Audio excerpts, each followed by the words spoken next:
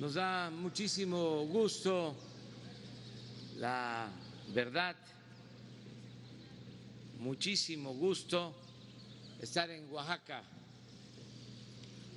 en este estado con tanta historia y sobre todo con tanta cultura. De este estado es originario el mejor presidente que ha habido en la historia de nuestro país, Benito Juárez García, y en este estado se conservan más que en ningún otro estado las tradiciones, las costumbres, las lenguas, la organización social comunitaria, las culturas. Por eso Oaxaca, su pueblo, es de los pueblos con más cultura en el mundo. De los 570 municipios, porque es también el estado con más municipios, 570, le sigue Puebla con 217 y en tercer lugar Veracruz con 212.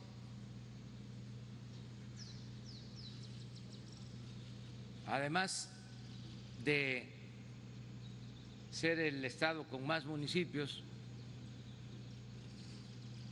417 de esos municipios tienen gobiernos de usos y costumbres, donde hay democracia, donde las autoridades no cobran por el desempeño de sus funciones, tienen que dar servicio a la comunidad.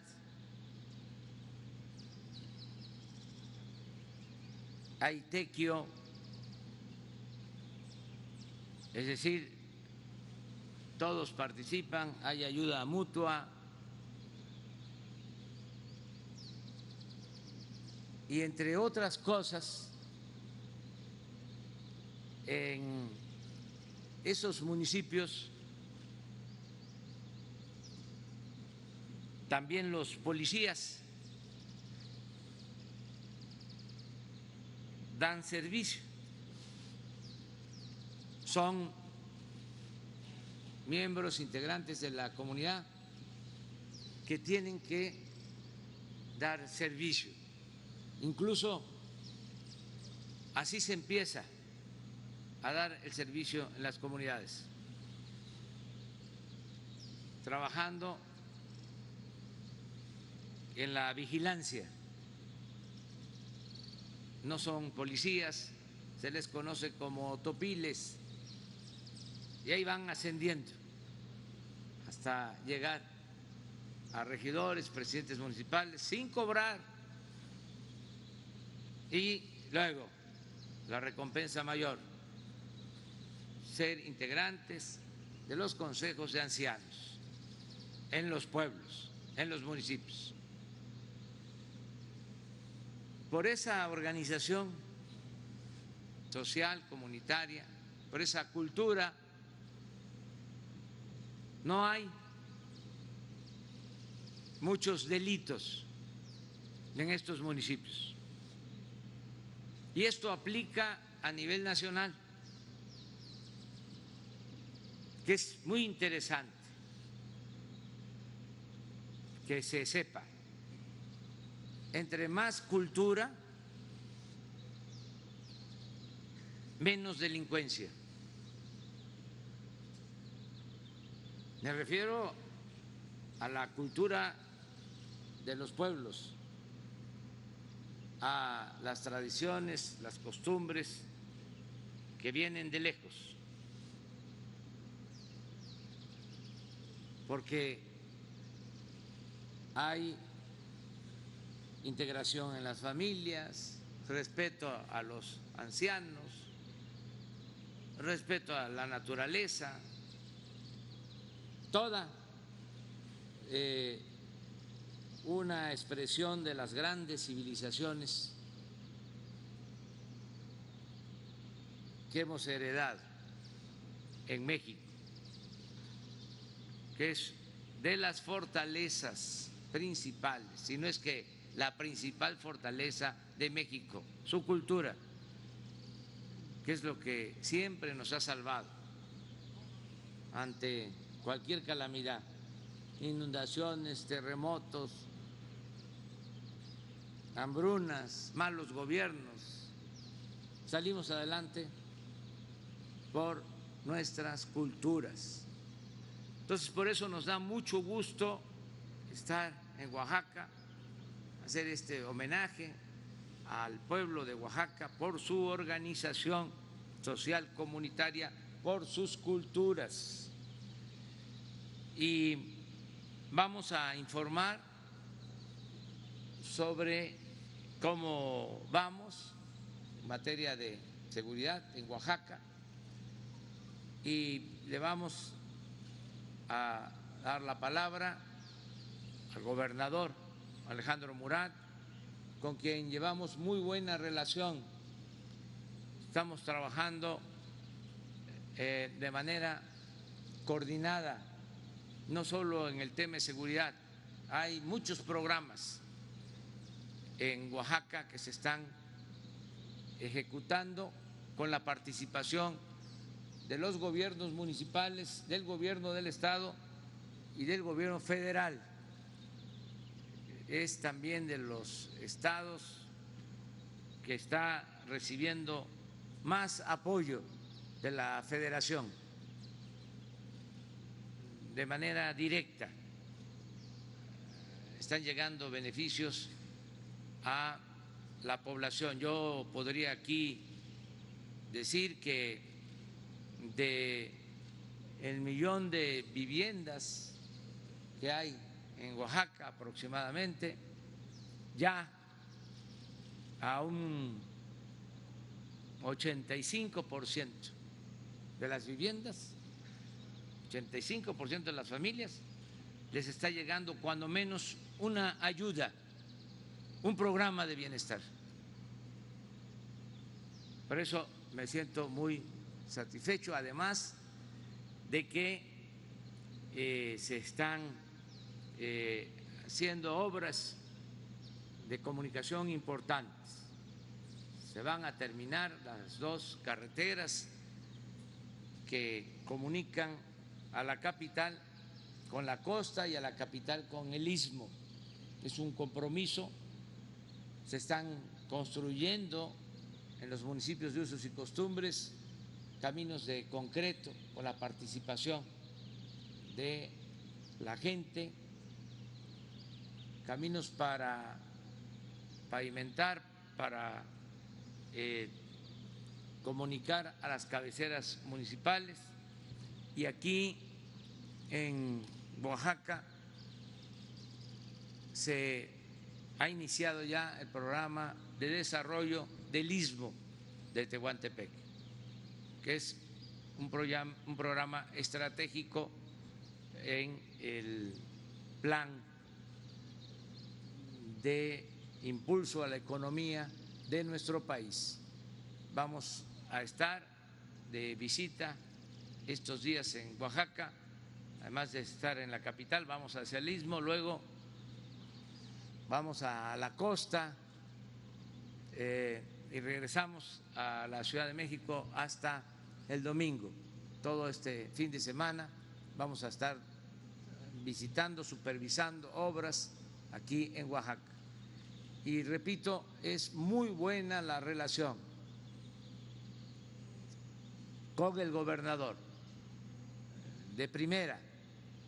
Le agradecemos mucho su apoyo y su respaldo a Alejandro Murat. Entonces vamos a darle la palabra.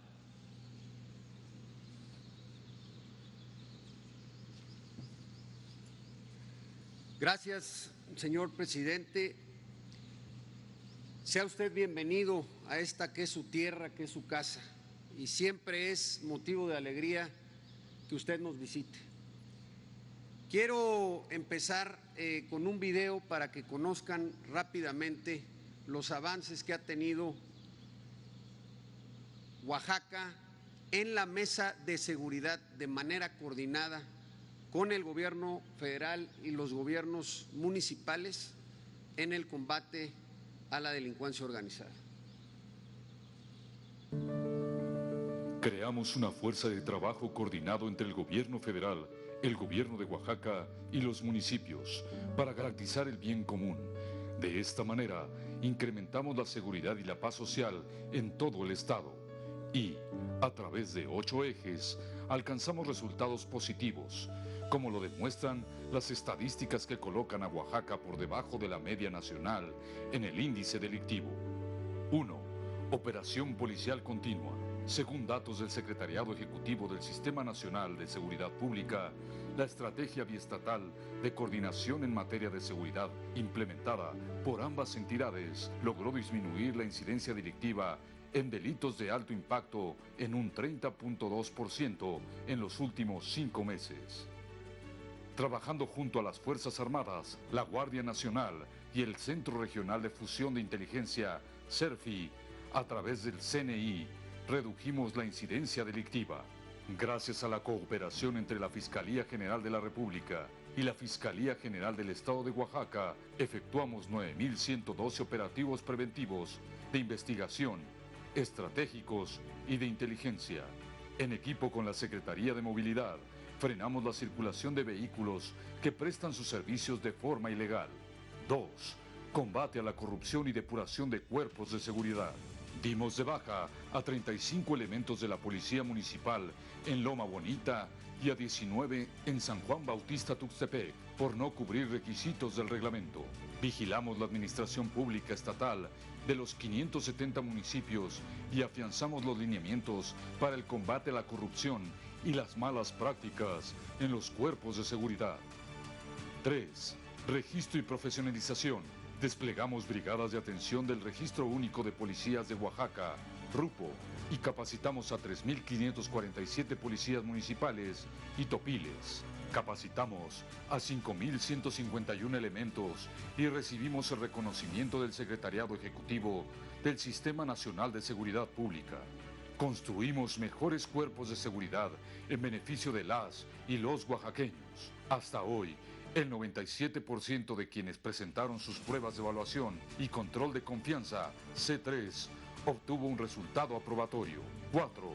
Reingeniería del sistema penitenciario. Cerramos 3 centros penitenciarios y pusimos en marcha el Centro Penitenciario Varonil de Tanibet, el más seguro del sureste del país. Debido a la pandemia, impulsamos 75 beneficios preliberatorios, matriculamos a 644 personas privadas de la libertad en diversos niveles educativos, 216 en licenciaturas en la UNAM. Al momento, no hay registros de nuevos casos de COVID-19 en ninguno de los centros penitenciarios del Estado. 5. Prevención del delito y proximidad social. Fortalecemos el cuadrante seguro, la fortaleza institucional y la sana convivencia en Oaxaca de Juárez, para garantizar la seguridad en espacios de convivencia. Beneficiamos a más de 54,000 familias oaxaqueñas mediante los subprogramas Municipio Seguro, Escuela Segura, Vecino Vigilante y Población Abierta. 6. Equipamiento tecnológico. Mejoramos las radiocomunicaciones entre corporaciones de seguridad pública. Implementamos la plataforma Mujeres a Salvo para salvaguardar su integridad y pusimos en marcha el trabajo en casa para las y los operadores del 911.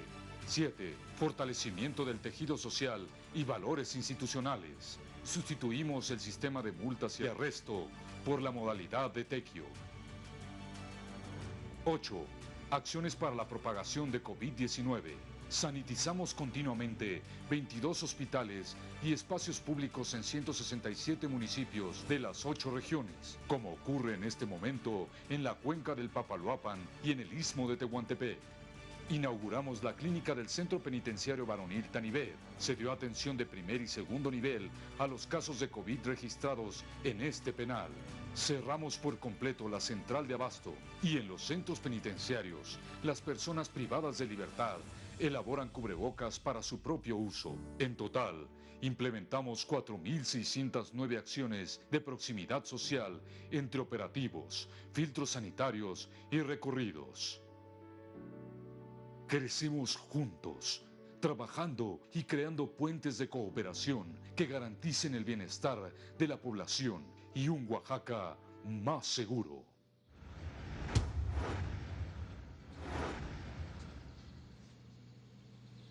Gracias, señor presidente. Recalcarle a los medios de comunicación 3 indicadores fundamentales. Primero, en todos los indicadores que evalúa el secretariado, comparativamente con el año pasado, hay una disminución. En total es el 14%. Y en la cuenca, que era la región de más alto índice delictivo, en conjunto con el gobierno de Veracruz, a través del operativo Oaxaca-Veracruz, redujimos en el estado de Oaxaca el 30% en la parte de los delitos de alto impacto. Y solamente concluir, señor presidente, si me permite, hacer una reflexión rápida.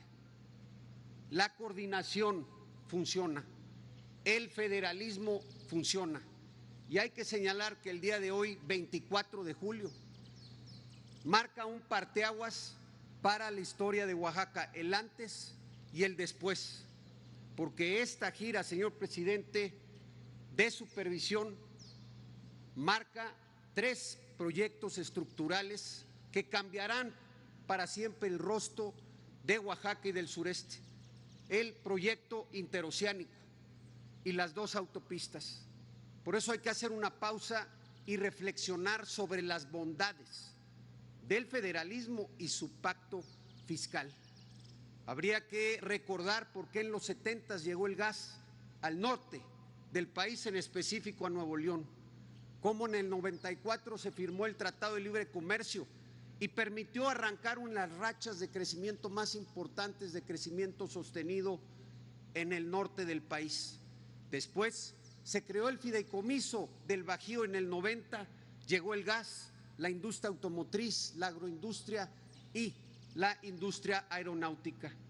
Por eso hoy en Oaxaca reconocemos, señor presidente, su compromiso con el sureste y que se empiece a subsanar con su mano esa deuda histórica que se tenía con Oaxaca y el sureste mexicano.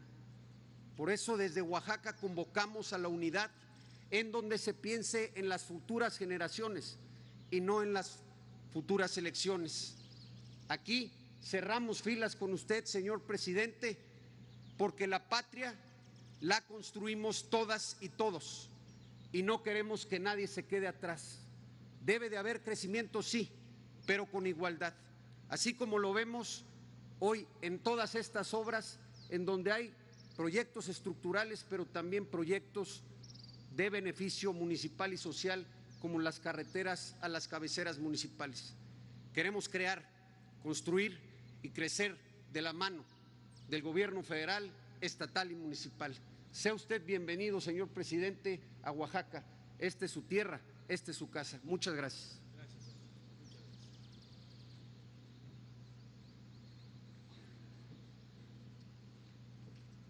Con permiso, señor presidente. Por favor, las láminas. Bien, el estado de Oaxaca tiene 570 municipios con una población de casi 4 millones de habitantes. En los municipios más poblados, 7 de ellos, se concentra el 21% de la población, y en algunos de ellos también se identifican los índices de delictividad que presenta el estado. Ahorita vamos a ver las gráficas o la incidencia delictiva. La que sigue, por favor. Aquí son los delitos que el Secretariado Ejecutivo del Sistema Nacional de Seguridad Pública les da seguimiento, y ustedes pueden observar en la lámina, todos están con una flecha verde, es decir, todos están hacia la baja, una tendencia es a la baja. El delito que tiene mayor relevancia sería el robo de transporte, que está en 8º lugar a nivel nacional, pero también está a la baja. Ahorita lo vamos a observar en las gráficas que vamos a mostrar. El robo a transporte, aquí lo vemos, aquí está la gráfica, y el acumulado, considerando que estamos a mitad del 2020, podemos observar una reducción importante, 332 eventos en el 2019 y 136 únicamente en lo que va del año. Homicidios dolosos, de igual manera, la tendencia a la baja. En 2019, 995 eventos, 2020, 436. El robo a transportistas también tiene el mismo comportamiento. Aquí en la gráfica se ven las tendencias, la punteada es la tendencia histórica y la línea continua es la tendencia desde la actual administración. La que sigue, por favor. La violación, también un delito, en igual manera, tendencia a la baja.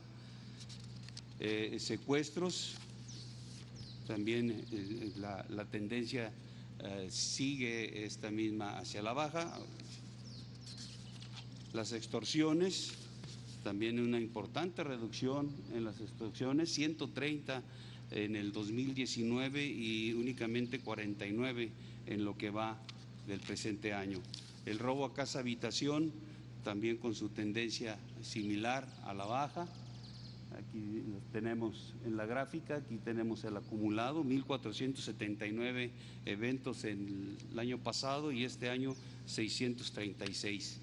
El robo de vehículos, también con esa misma condición hacia la baja. La que sigue, por favor. Narcomenudeo. Esta actividad en el 2019 se presentaron 376 casos y el 2020 143.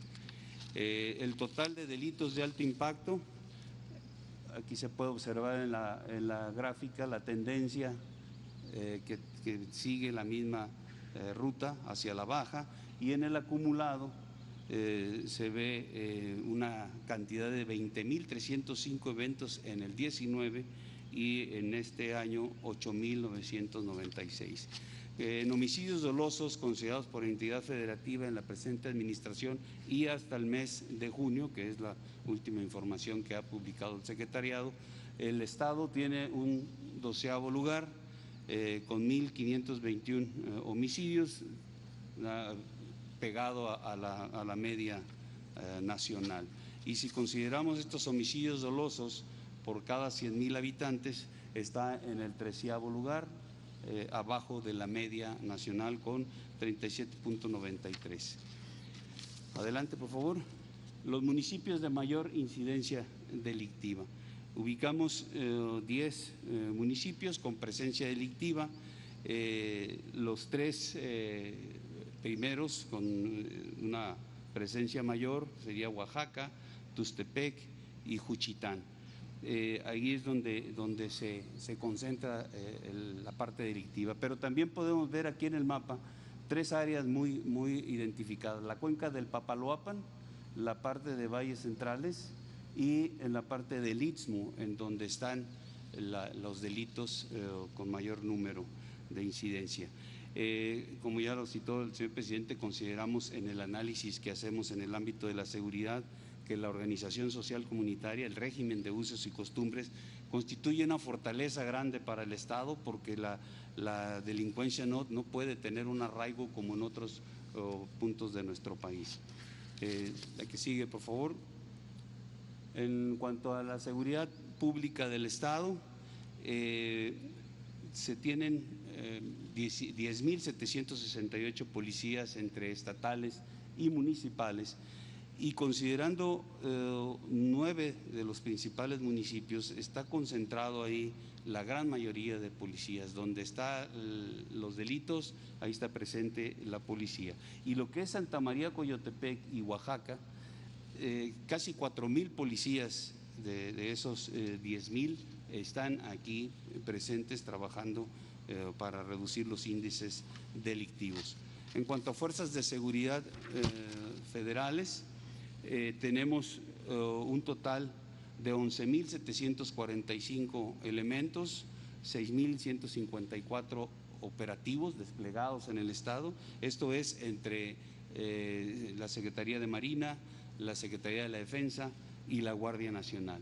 Estos efectivos de las fuerzas federales junto con los Policía Estatal y Municipal se tiene un total de 22.513 elementos, de los cuales 15.723 desarrollan sus operaciones en las 9 coordinaciones regionales de la Guardia Nacional en que está dividido el Estado. Para este año se tienen 5 proyectos de construcción de instalaciones de la Guardia. Están destinadas a construirse en la costa, en la región costa y en el Istmo. Serán estas 5 en esas partes, y para el 2021 8 proyectos en donde se va a buscar cubrir la región de la montaña, completar la parte costa, valles centrales, la cuenca del Papaloapan y también complementar lo que ya tendríamos construido en la parte del Istmo. En cuanto a aseguramientos, destacar la cantidad de detenidos en lo que va de la administración, 1.607, las hectáreas de marihuana que se han destruido, 263 hectáreas, kilogramos de metanfetamina, el cristal, se han asegurado casi 36 kilogramos, 1.177 armas aseguradas, 6,5 millones de pesos asegurados a la delincuencia.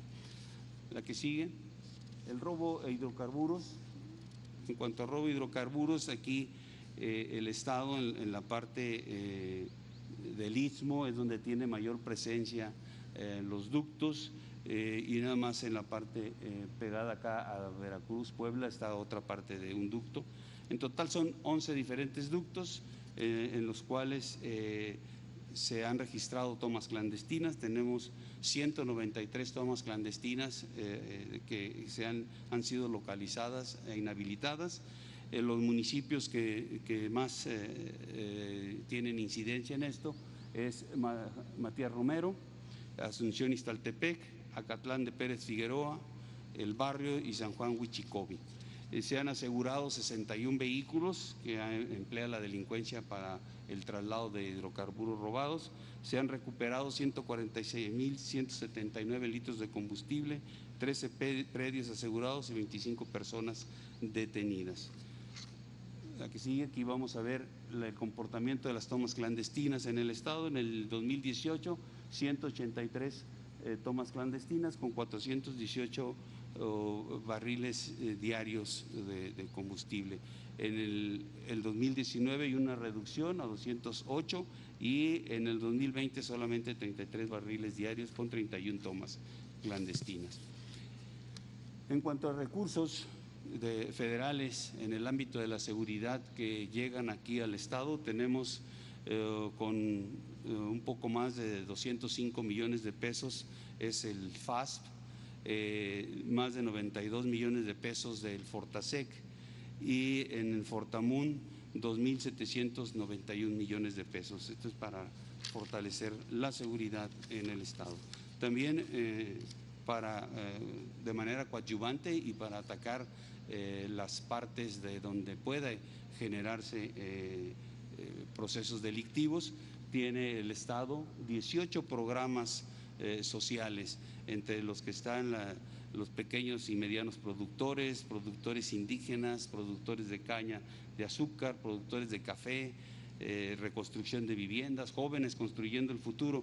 Estos 18 programas tienen un total de beneficiarios de 1.262.011 personas, y el monto total de recursos que llegan al Estado son 14.204 millones de pesos.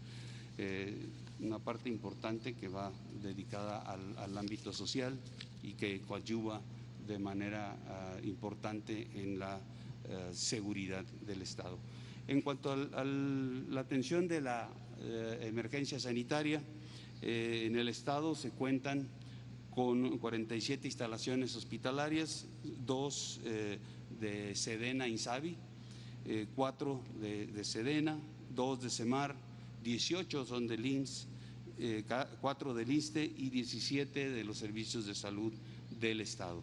En total se tiene un 78% de disponibilidad en camas de hospitalización y un 64% en disponibilidad de camas de terapia intensiva.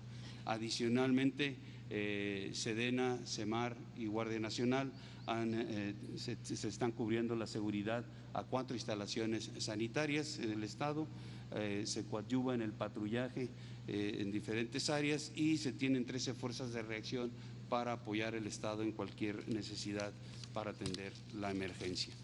En lo que corresponde al plan a Marina, al plan DN3 y al plan de la Guardia Nacional, se ha participado en 33 eventos que corresponden a lluvias, 7 sismos, un derrumbe, 4 explosiones, 91 incendios forestales, un urbano, 2 accidentes vehiculares y un aéreo, empleando casi 4,000 elementos, 4,000 hombres con 347 vehículos y 2 helicópteros. La que sigue, por favor. En cuanto a búsqueda y rescate, esta actividad se desarrolla a través de 2 unidades de la Secretaría de Marina, 2 estaciones de búsqueda, rescate y vigilancia marítima, una en Salina Cruz, otra en Huatulco. Son 36 elementos, 4 embarcaciones, han realizado 58 operaciones y han logrado rescatar con vida a 16 personas en Huatulco y desafortunadamente a 3 sin vida en Salina Cruz. Y ahí mismo en ese puerto han realizado una evacuación médica. Una parte importante que desarrolla la Secretaría de Marina es el convenio Semar con APESCA.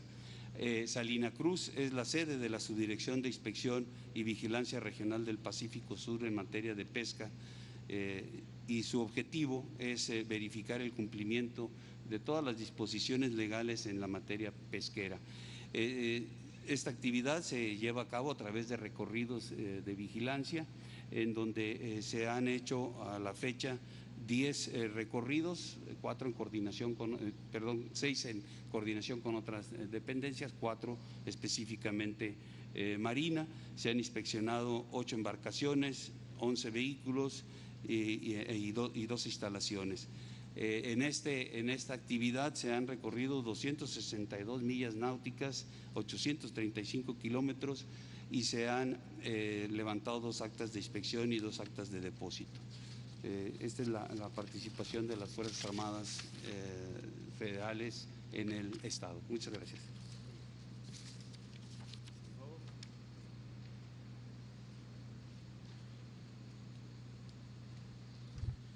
Con su permiso, presidente. Muy buenos días a todos. Como ustedes saben, el extraordinario territorio nacional está compuesto por 5 placas tectónicas: la placa del Caribe, la del Pacífico, la de Ribera, la de Cocos y la de Norteamérica. Particularmente tenemos alta sismicidad en 18 estados. ¿Podría pasar a la siguiente, por favor? Este es el mapa de sismicidad del año 2019, el año pasado. El año pasado en este territorio nacional se registraron 26,418 sismos. 26,418 sismos, cada uno de los puntos que vemos en el mapa es un sismo, los de menor magnitud los amarillos, y conforme el color se va incrementando, se incrementa también la magnitud. La magnitud es la energía que se libera en el momento del sismo, en el punto del epicentro, que es el punto donde se libera la energía. Pueden ver en el sur del país 2 puntos color marrón oscuro, son los sismos que tuvieron mayor magnitud el año pasado, un 6.4 y un 6.5. De esos 26,418 sismos, el 54% tuvo epicentro en este extraordinario territorio oaxaqueño. Podemos ver la gráfica de PAI, el color naranja son los epicentros en el estado de Oaxaca. Hace prácticamente un mes, el 23 de junio, tuvimos un sismo 7.4 de magnitud en Crucecita, en Huatulco, en la costa oaxaqueña. Al día de ayer llevábamos registradas 8.063 réplicas de ese sismo del día 23 de junio. Y exactamente un mes después, ayer a las 10 de la noche con 19 minutos, registramos un sismo magnitud de 5.7. Este sismo magnitud 5.7 es el cuarto de mayor magnitud en lo que va del año. Afortunadamente no tuvimos daños de consideración, no personas lesionadas, no personas heridas. Hoy por la mañana, en punto de las 5:51, tuvimos también un sismo magnitud 4.1 con epicentro en Matías Romero, en el estado de Oaxaca.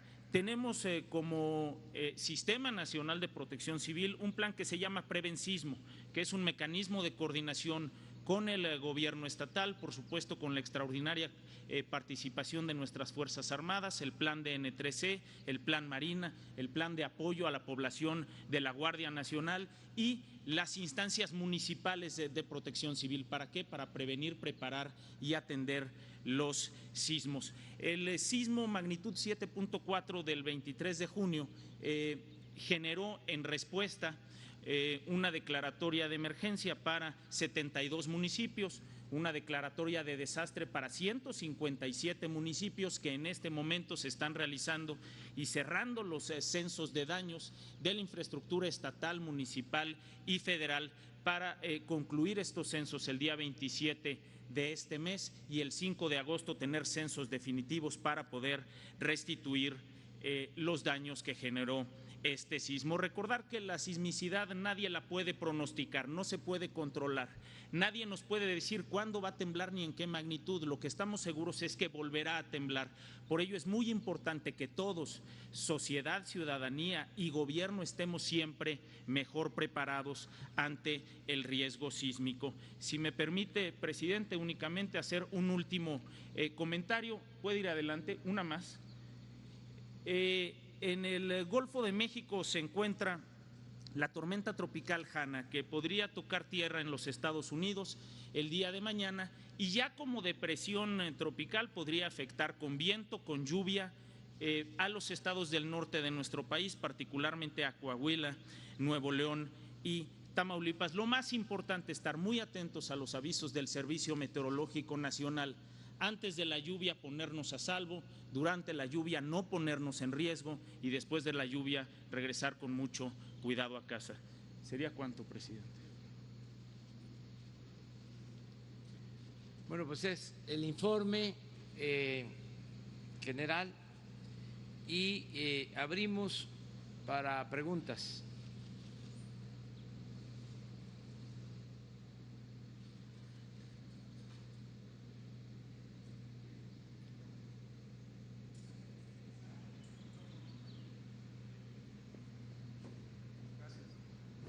Gracias, presidente. Buenos días. Benito Jiménez, de Reforma. Si nos puede compartir su impresión, presidente, su opinión sobre un tema que ha usted criticado en diversas ocasiones, que es el Pacto por México, y ahora que se revela que el exdirector de Pemex dio a conocer que se dieron sobornos para que se aprobaran las reformas que contenían este pacto, específicamente a la bancada del PAN en ese entonces, en 2013, incluido su coordinador, el señor Ricardo Anaya, pues quien supuestamente recibió más de 6 millones de pesos. Presidente, si nos puede compartir su opinión sobre esto. Pues es muy lamentable lo que se está dando a conocer a partir de la detención y extradición del señor Lozoya, que fue director de Pemex y antes estuvo trabajando en una empresa española, OHL, también vinculada con el gobierno, que trabajaba con contratos del gobierno. Ahora ya se está sabiendo de que hubieron sobornos. La verdad es que esto ya se había dado a conocer en juzgados de Estados Unidos. El dueño de esta empresa, el señor Odebrecht, para lograr reducir sus penas, se comprometió a informar al gobierno de Estados Unidos como testigo protegido y dio a conocer cómo sobornaban a distintos gobiernos de América Latina. Esto ya lleva algunos años. Se actuó en varios países, fueron a la cárcel expresidentes, altos funcionarios públicos, y en México se tapó el asunto, es decir, hubo impunidad. Pero ya desde las primeras declaraciones del señor Odebrecht se habló de que había entregado a altos funcionarios de México sobornos por 10.500.000 dólares. Esa fue una de las cantidades que se dieron a conocer en ese entonces. Luego se supo también que habían tenido un trato preferente, para decirlo de esa forma sutil, porque esta empresa Odebrecht construyó una planta de etileno en el sur de Veracruz y logró contratos muy benéficos para que Pemex le vendiera gas a esta planta a precios bajos, gas que se utilizaba para abastecer a las plantas petroquímicas de Pemex.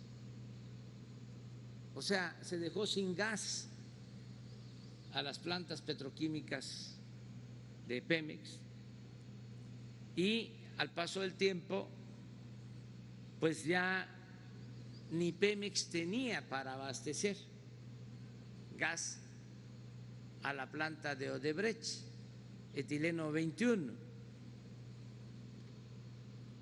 En el contrato se establece que si Pemex no cumplía con la entrega, el abasto del gas, tenía que pagar multas.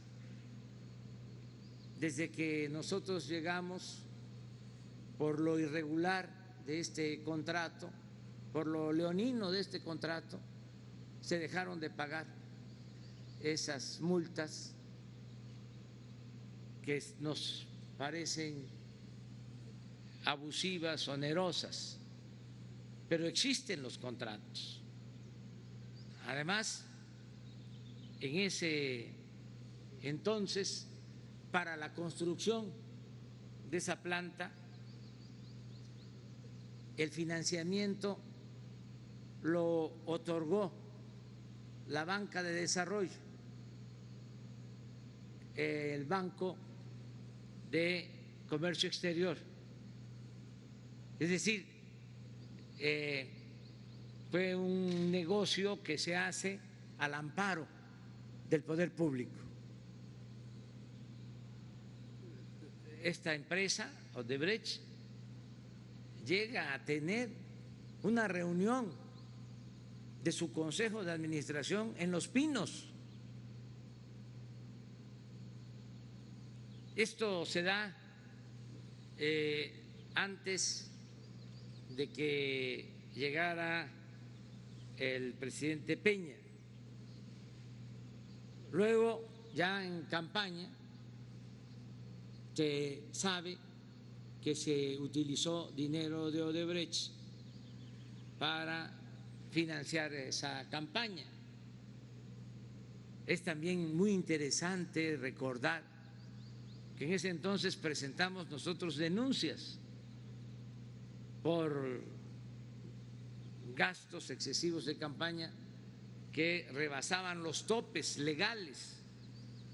La decisión del INE en ese entonces es de que no había ningún delito y que los que habían rebasado el tope de campaña éramos nosotros. Así está establecido en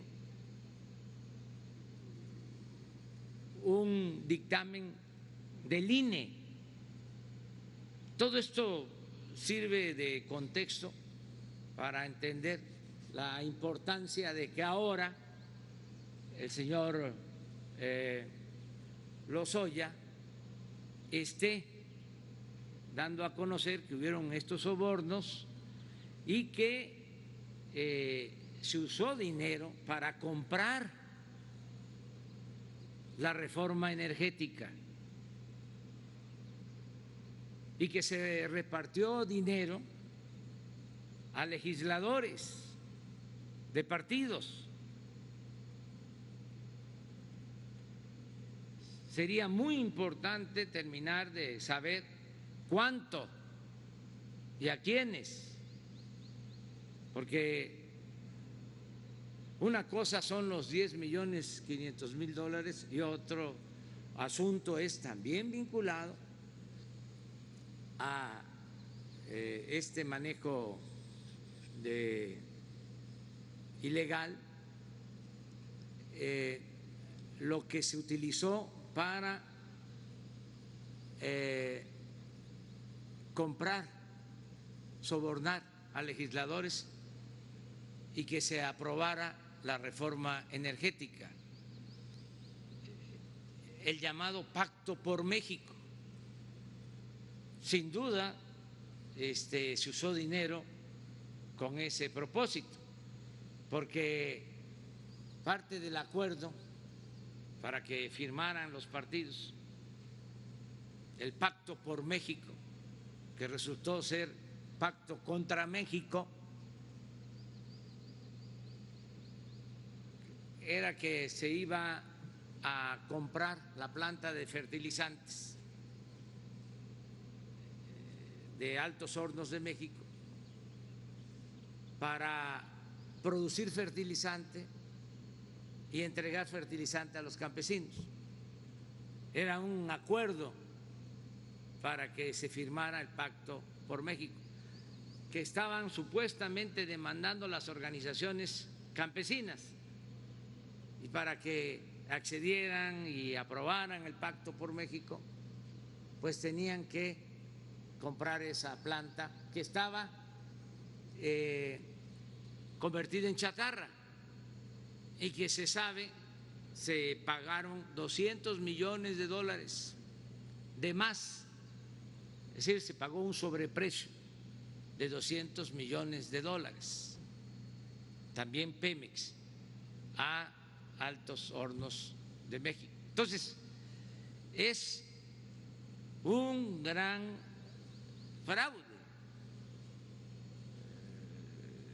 Nada más esa compra de la planta significó una pérdida para el erario de alrededor de $500 millones, porque no fueron solo los 200 que se pagaron de más, sino lo que se invirtió para rehabilitarla. Llevó muchísimo dinero más. Todavía se tiene una deuda de Pemex por esa planta. Entonces, sí es un asunto que amerita que se atienda a fondo, que se terminen las declaraciones, que se busque un modo que permita, sin violar el debido proceso, informar al pueblo, para que la gente conozca toda la verdad. La transparencia es una regla de oro de la democracia y todos los mexicanos tienen que saber qué sucedió con este asunto y que se llame a declarar a todos los implicados, que se limpie por completo de corrupción el país y no solo que se castigue a los responsables, sino lo que he venido diciendo, que se denuncie públicamente a los involucrados para seguir estigmatizando a la corrupción, para que no se convierta la corrupción en una práctica común, aceptada, en una costumbre. Por el contrario, que podamos desterrar la corrupción de México, que es el principal problema de nuestro país. Imagínense con esas tranzas, ¿cuándo iba a salir adelante del país? No alcanzaba el presupuesto, por eso se abandonó al pueblo, por eso tanta pobreza, por eso tanta desatención, por eso el abandono en la educación, el abandono en el sector salud, por eso se desató la inseguridad y la violencia, porque se abandonó el pueblo, porque se dedicaron nada más a robar, a saquear. El llamado neoliberalismo es sinónimo de corrupción. Las privatizaciones fueron eso, atracos. Se quedaron con bienes, con recursos que eran del pueblo y de la nación. Y eso debe de desterrarse, acabarse por completo. Entonces, sí, son tiempos interesantes. Qué bien que la Fiscalía tomó la decisión de otorgarle al señor Lozoya esta posibilidad de acogerse al procedimiento legal de testigo protegido o testigo colaborador, porque necesitamos saber toda la verdad y le tenemos confianza al fiscal, a Alejandro Gertz Manero. En otras circunstancias esto no se sabría, seguiría estando oculto. Miren, porque tiene tantas implicaciones este asunto. Una serie de Netflix sería un cuento de hadas, fresa, en comparación de esto. Cuando tienen que hacer, porque era un escándalo mundial, la denuncia en la anterior Procuraduría, ciudadanos o organizaciones piden al Instituto de la Transparencia que se dé a conocer el expediente sobre el caso de Odebrecht. ¿Y qué creen que responde el Instituto de la Transparencia? Que no podía, que tenía que guardar el expediente sin darlo a conocer.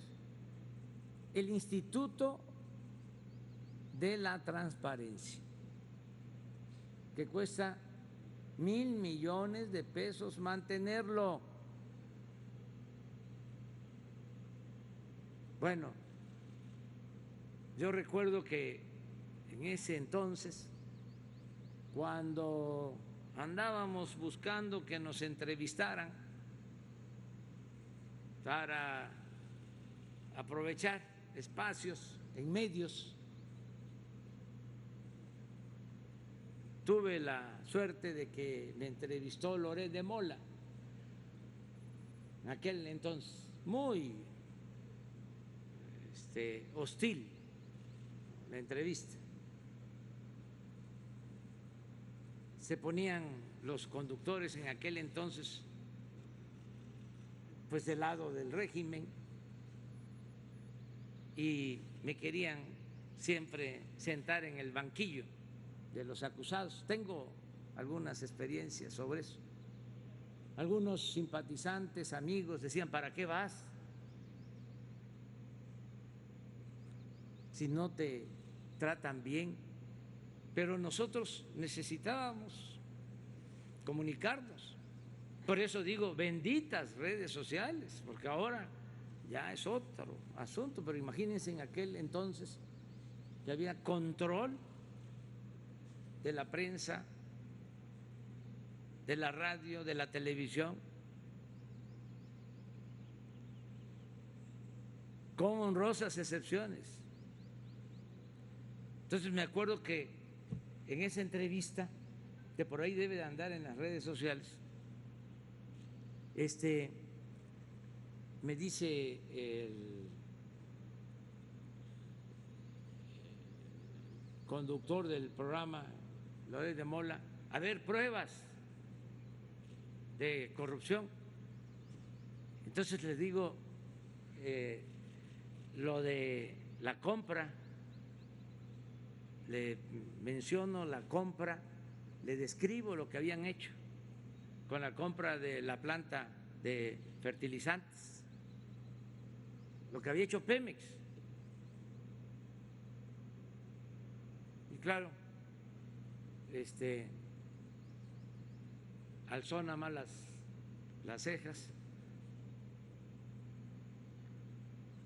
y no dio importancia a lo que había yo denunciado, porque yo, el tiempo que fui opositor, hice muchas denuncias, pero siempre con pruebas, siempre con pruebas. ¿Qué pasa? Al día siguiente, entrevista al señor Lozoya. Y entonces, ahí está también, seguramente. Está difícil, ¿verdad?, que se consiga ahora. Ah, la tienes. A ver, pasa. Y dice el señor Lozoya que era mentira. O sea, terminé de mentiroso.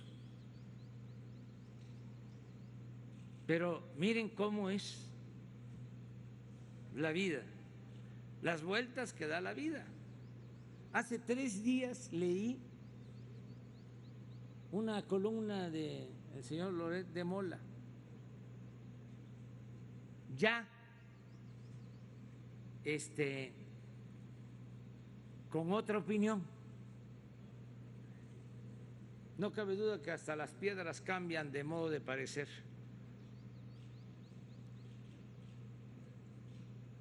Entonces, sí es un asunto muy importante.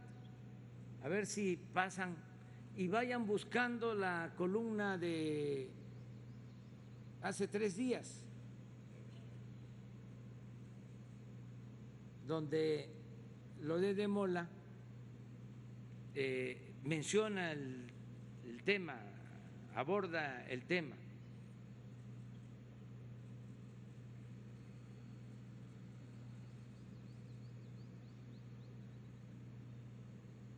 Pero bueno, qué bien, esto va a ayudar mucho al país, porque es moralizar a México. Ahora recordé también al general Mújica, un general revolucionario michoacano que admiro mucho, que fue gobernador de Tabasco, fue secretario de Comunicaciones y Transportes, de Comunicaciones del general Lázaro Cárdenas, fue también aspirante a la presidencia. Se dice que se perdió el rumbo del movimiento revolucionario porque si hubiese quedado el general Mújica, la Revolución Mexicana no se hubiese desviado, porque la verdad era un hombre íntegro, de primera. Y siendo gobernador de Tabasco en 1915, a pesar de ser Michoacán, estaba en Yucatán gobernando un sinaloense, Salvador Alvarado, otro general. Le manda una carta al general Mújica, se comunicaban en la época de la Revolución. La carta se titula Moralíceme, señor general. Se la dedicaba a Salvador Alvarado y le contaba de cómo ya en ese tiempo se estaban empezando a hacer negocios al amparo del poder público. Entonces, es muy importante moralizar al país, porque sin duda el principal problema de México ha sido la corrupción. El principal problema del país. Entonces, todo esto, independientemente de lo judicial, ayuda a que se destierren, se hagan a un lado estas prácticas de corrupción, que no se repitan estos hechos. Porque, ¿qué sucedía? Había corrupción y se veía normal, y el corrupto no perdía ni siquiera su respetabilidad. Era una forma de vida, lo hemos dicho muchas veces. Se llegó por eso a decir de manera equivocada, irresponsable, absurda, de que la corrupción era parte de la cultura del pueblo de México. Y eso no es cierto, desde luego.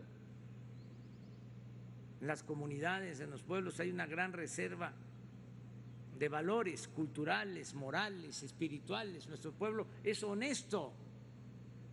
Esto se da arriba. Es un asunto que tiene que ver con el poder, por la falta de ideales, por la falta de principios, por el querer triunfar a toda costa, sin escrúpulos morales de ninguna índole. Entonces, sí es un tema importante. No se tomaba en cuenta en las universidades públicas, en la academia. No era un tema relevante. No estaba en el orden del día del debate público político, la corrupción. En los discursos políticos no se mencionaba la palabra corrupción, no se hablaba de eso.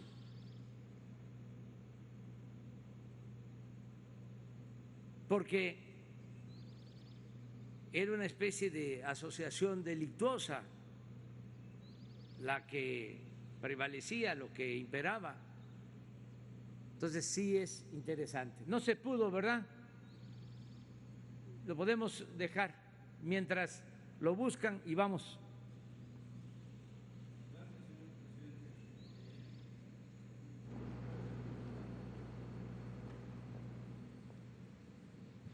Gracias, señor presidente, secretarios, compañeros, buenos días. Quería preguntarle acerca de los datos que dio a conocer ayer el INEGI, acerca de la situación económica que vive el país, evidentemente por el impacto de la pandemia del COVID-19. Hay un poco más del 93% de las empresas, micro, pequeñas, medianas empresas, que señalan que no han recibido algún apoyo económico por parte de alguna autoridad. Ya sea el gobierno federal, gobiernos estatales. Y también se habla ya de que superamos los 15 millones de personas desempleadas en el país.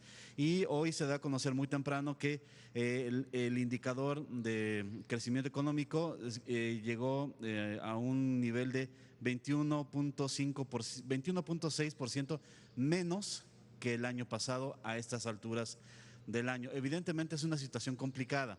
Usted nos ha dicho varias veces que el gobierno está inyectando recursos en la mayor medida de lo posible, pero ¿cómo ve usted estos datos que da a conocer el INEGI y si se puede remontar, como usted nos comentaba, a partir de julio-agosto, ya la situación económica y cuánto tardaríamos en llegar al nivel donde estábamos a principio de año, antes de que se desatara todo este problema económico por la pandemia? Bueno, yo estoy sosteniendo el mismo pronóstico. Yo creo que ya tocamos fondo. Les diría que lo más difícil fue finales de abril. Hablo de la economía y me apoyo en los datos de desempleo y despidos de trabajadores inscritos en el Seguro Social, aunque es solo un referente que tiene que ver con la economía formal. La economía que más ha sufrido de esta crisis ha sido la economía informal, porque en México